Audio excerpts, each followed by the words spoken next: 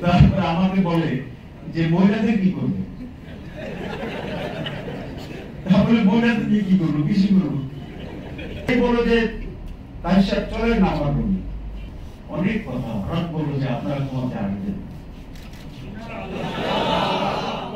চিন্তা চেতনা উনি আমাদের বিপরীত মেরুর মানুষ। সমাজ পরিবর্তনের একটি পরিবেশ, পজিটিভ পরিবেশ তৈরি হয়েছে, ঠিক কিনা? জামাত ইসলামীকে যারা ঘৃণা করত,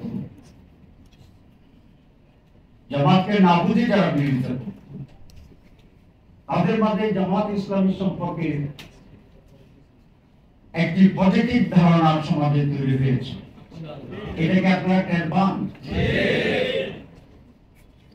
একটি মেডিকেল ফাউন্ডেশনের প্রধান, বাংলাদেশের বলা যায় 1 নম্বর ডাক্তার। আমি ব্লাড টেস্ট করতে গিয়েছিলাম নীরবে, টেস্ট করে গাড়িতে উঠার জন্য সিঁড়িতে দাঁড়িয়েছি। ওই মুহূর্তে ওই চেয়ারম্যান, মাননীয় চেয়ারম্যান গাড়ি থেকে নেমে আমাকে দেখে অনেকটা একটুখানি জোরে হেঁটে, ওনার বয়স 84, তো জোরে হাঁটলো আর কত জোরে, কিন্তু ভাব দেখালো যে একটু জোরে হেঁটে এসে আমাকে জড়াই দিচ্ছে। ধরেই বলো যে তাই সাহেব চলেন না আমার রুমে।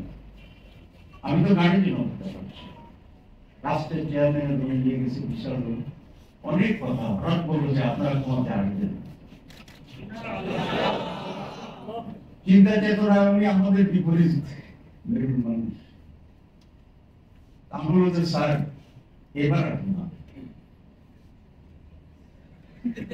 ঠিক আছে? আরবো বলছি না আরবো বলছি, যে আরবো বলছি, বলছি এবার এর মানে কি পরের বার ইনশাআল্লাহ। বলো যে না আপনারা আসবেন। আমি বলছি জি স্যার আসবো।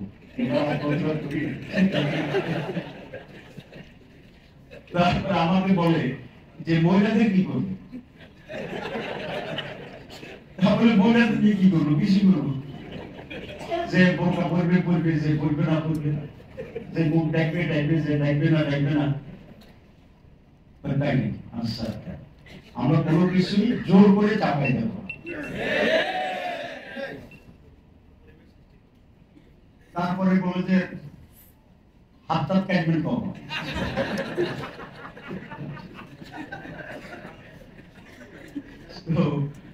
আমি বললাম যে স্যার আমরা এখন ওয়েলফেয়ার স্টেট করব।